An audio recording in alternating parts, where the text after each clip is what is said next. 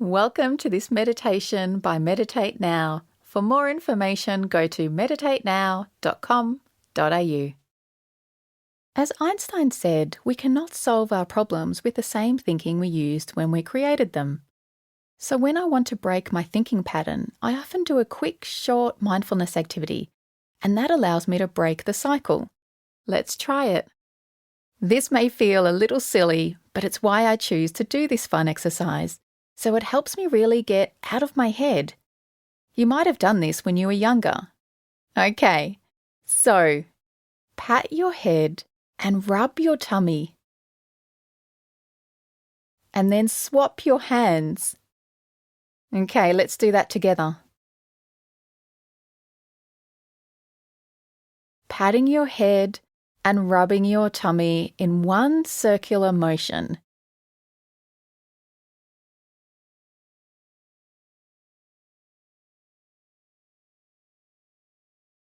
And now, swap your hands that you're still patting your head, but rubbing your tummy in the other direction.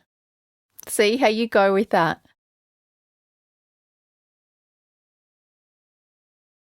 Now try it with your eyes closed.